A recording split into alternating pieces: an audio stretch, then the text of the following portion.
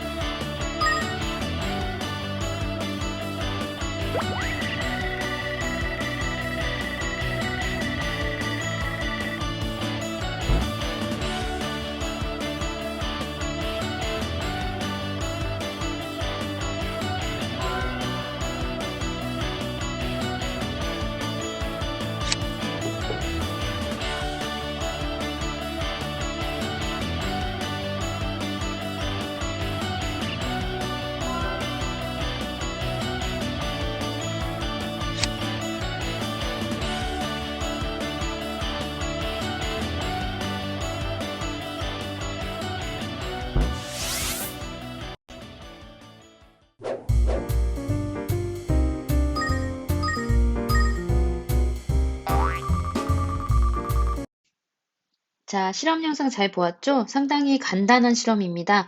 혈액을 관찰하려고 혈액에 염색약을 뿌리고서 관찰해 보는 거예요. 그래서 여기 보면 김사액이라고 보일 거예요. 김사액이요. 이 김사액이 하는 역할은 혈액 중에서 백혈구 많이 들어봤죠? 백혈구를 염색할 때 쓰는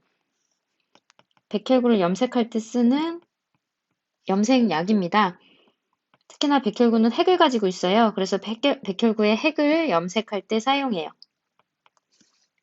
김사액이요. 자, 그래서 실험 결과 영상에서 보았듯이 이렇게 사진에서 볼 수 있었습니다. 백혈구와 적혈구를 볼 수 있었죠. 그래서 2번 문제 잠깐 보면, 2번 문제 요거 보면요. 몇 종류의 혈구가 관찰되는가? 그림에서 보이죠? 백혈구와 적혈구 두 종류입니다. 두 종류요. 백혈구와 적혈구요. 그리고 정리하기 보면 관찰한 혈구의 모양을 비교해서 설명해보자 이렇게 나와요. 근데 우리 밑에서 이야기할 거지만 적혈구 보세요. 적혈구는 되게 귀여워요. 직접 보면 정말 귀여운데 적혈구는 대부분 가운데가 오목하게 패인 원반 모양입니다. 그리고 백혈구요. 이 백혈구는 크기가 좀 커요. 적혈구보다 좀 많이 크고요. 그리고 모양이 되게 불규칙하고요. 보라색으로 확실하게 염색된 핵을 볼 수 있습니다. 자, 이번에 김사액으로 염색되는 혈구와 김사액으로 염색되는 혈구는 선생님이 얘기했네요. 얘 백혈구요. 백혈구와 다른 혈구의 차이점을 토의해보자 라고 나와요.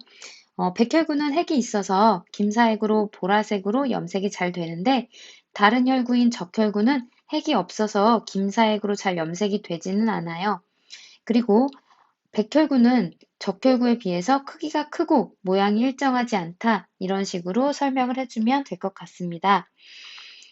굳이 써주진 않아도 될 것 같아요. 왜냐면 밑에 내용에서 바로 살펴볼 수 있거든요. 그럼 선생님하고 한번 간략하게 책에서 정리하면서 보도록 할게요.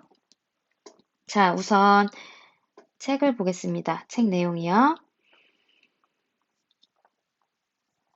우리가 피를 이렇게 시험관에 담아서 원심 분리를 시켜요. 진공 상태에서 원심 분리를 시키면 이렇게 두 층으로 나뉩니다. 그래서 아래층은요, 되게 검붉은색으로 되고요. 위층은 조금 약간 흐린 노란색 그런 빛이 띄어요. 이 위쪽이 혈장이고요.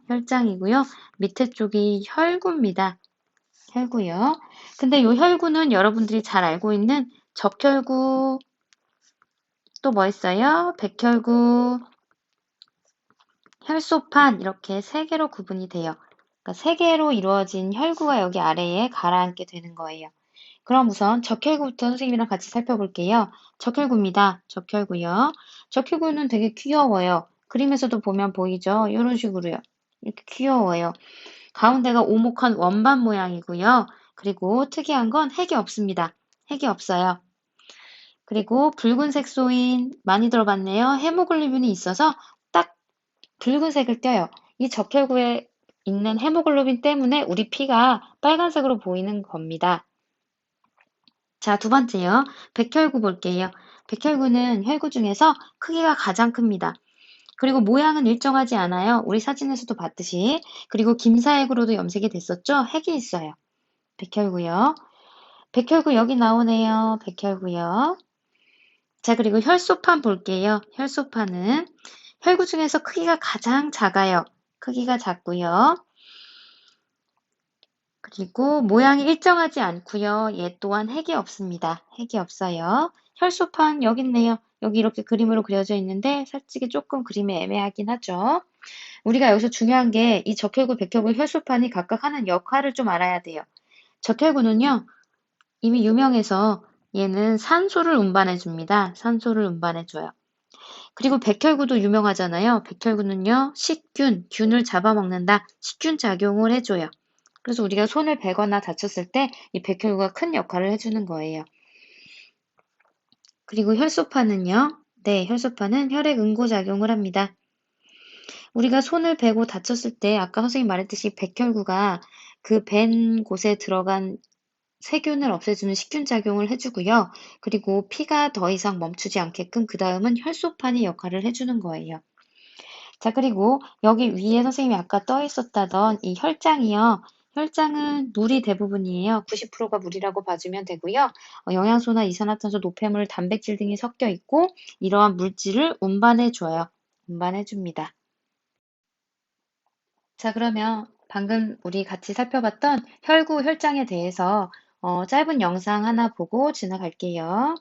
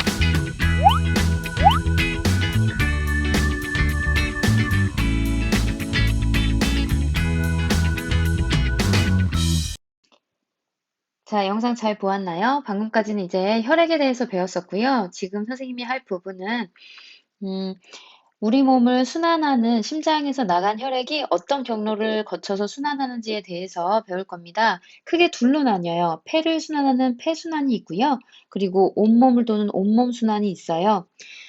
어제나 전 시간에 배웠던 심장에 대해서 선생님이 이야기할 때 간략히 얘기는 했었는데 그거에 대한 약간 심화된 내용이라고 생각해 주면 됩니다. 그걸 이해했던 학생들은 지금도 쉽게 이해할 수 있을 거예요. 근데 좀 힘들었다면 지금 다시 봐도 됩니다. 잘 봐주세요. 자, 우선 선생님이 심장에 대해서 다시 한번 설명할 거예요. 심장은 두 개의 방과 두 개의 실로 구성되어 있습니다. 여기 선생님 심장 여기 중간에 보이죠? 심장이요. 심장은 그래서 방실방실해서 선생님이 심장에 누워야 된다고 얘기했죠?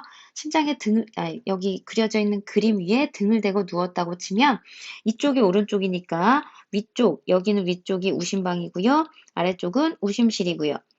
반대로 여기는 이제 왼쪽이니까 위가 좌심방이고요. 밑에 쪽이 좌심실 이렇게 구성이 되셨어요. 그리고 중요한 판막이 있다고 얘기했었습니다. 판막은 4개 심장 안에서 여기 있고요. 여기 있고요. 방과 실 사이에 각각 하나씩 이렇게 있고요. 그리고 심실과 나가는 동맥 사이에도 이렇게 하나, 두 개 있다고 얘기했었습니다. 판막이 해주는 역할은 혈액이 거꾸로 흐르지 못하도록 항상 심장에서 혈액은 방향성 있게 한 방향으로 가야 되는데 그렇게 하게끔 혈액이 그 방향이 아닌 다른 방향으로 가지 않게끔 혈액 역류를 방지해 주는 게 판막의 역할이라고 이야기했었어요. 자, 그리고 이제 우리가 혈액 순환의 경로에 대해서 살펴보자면 어떻게 되느냐?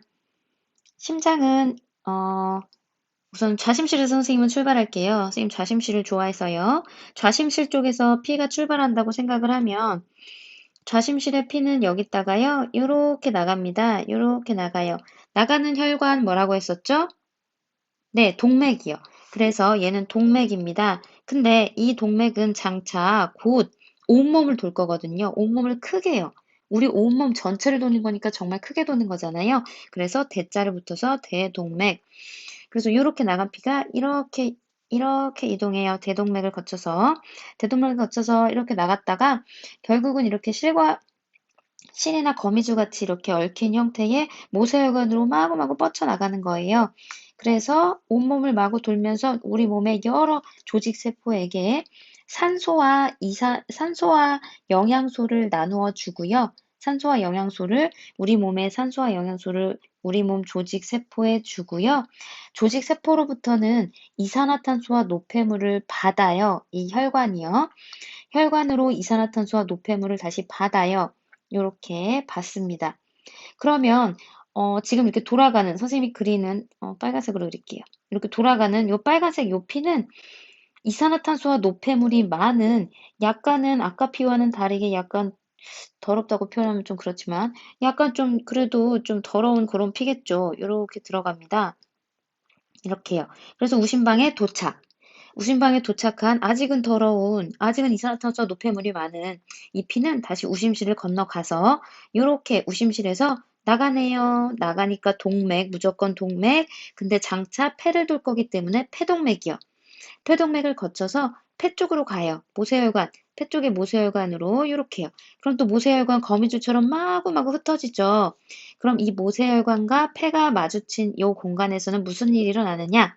아까 지금 돌고 오면서 이산화탄소와 노폐물이 많다 그랬었잖아요. 아까 여기 세포 쪽에서 받아서 그럼 그 이산화탄소와 노폐물을 여기 폐한테 주는 거예요. 노폐물은 사실 신장 쪽으로, 배설 쪽으로 얘기를 해야 되기 때문에 선생님이 노폐물 얘기는 뺄게요. 이산화탄소를 여기 폐한테 줍니다. 이산화탄소요. 폐한테 이산화탄소를 주고요. 폐는 우리가 호흡하는 곳이니까 산소를 들이마셨던 곳이잖아요. 그래서 마셨던 그 깨끗한 산소를 다시 피한테 전해주는 거예요. 그럼 이제 다시 나오는 요 피요. 선생님이 초록색으로 그리는 요 피는 산소가 많아진 조금 깨끗한 맑은 그런 피겠죠. 이 피가 요렇게 다시 심장으로 들어갑니다. 심장으로 들어가는 피니까 정맥이고요. 폐를 거쳐서 왔으니까 폐정맥이요. 그래서 요 폐정맥이 요렇게 좌심방으로 들어가는 거예요. 그럼 좌심방을 거쳐서 다시 좌심실로 이렇게 판막 통해서 이렇게 이동하고 다시 새로운 경로가 시작되는 겁니다. 아직 심장에 대한 구체적인 용어를 외우지 않아서 여러분들이 많이 헷갈리고 힘들 수가 있어요.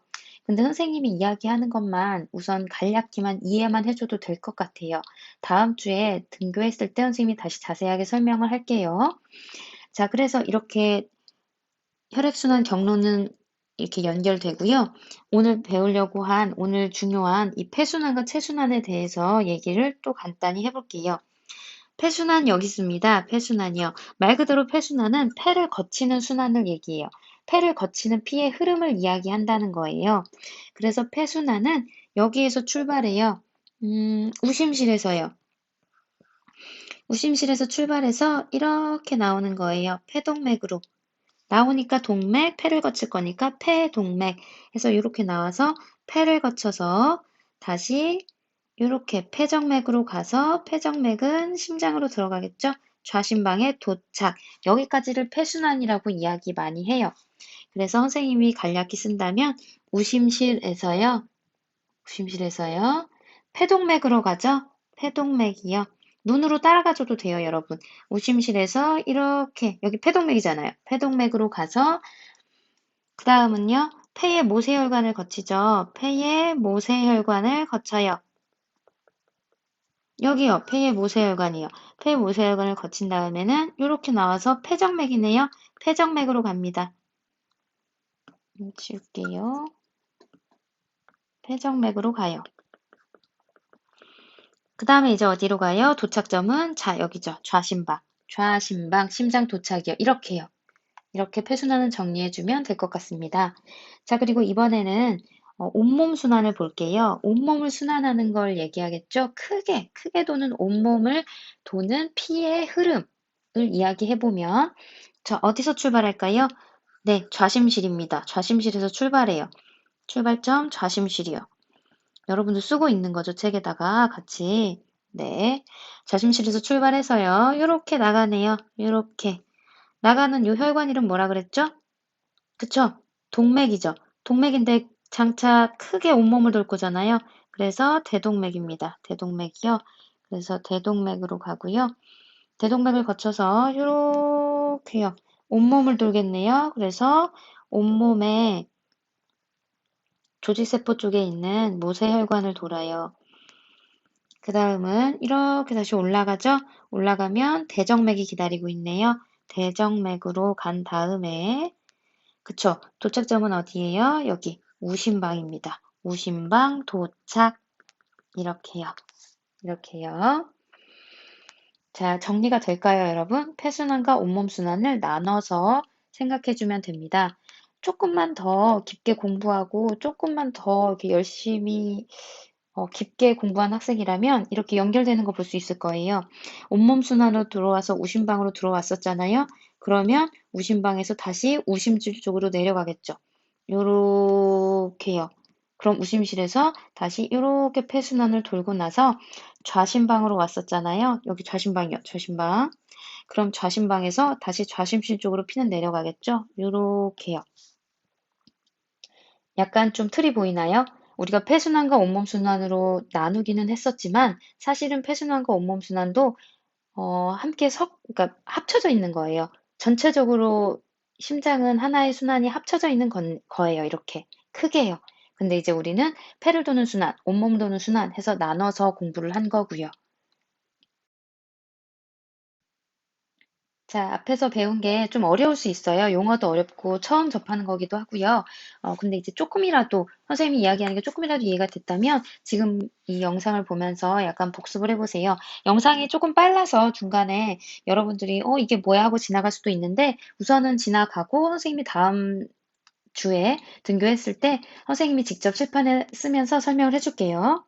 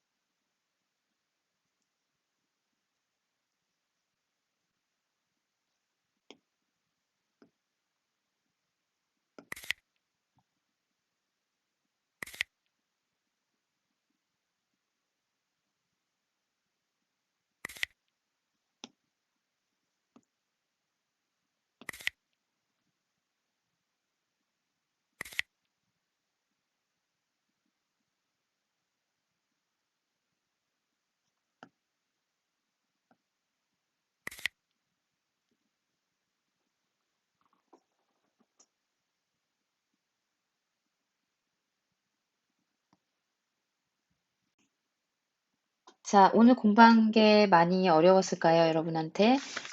혈액에 대해서도 배웠고, 그리고 온몸 순환과 폐순환에 대해서도 배웠어요. 많이 어려웠을 수도 있고, 생소했을 수 있지만, 우리 다음 주에 다시 복습하고 배우면서, 다시 한번 짚어보도록 해요. 자, 오늘 수업은 여기까지입니다. 모두 모두 고생했어요. 다음 시간에 볼게요.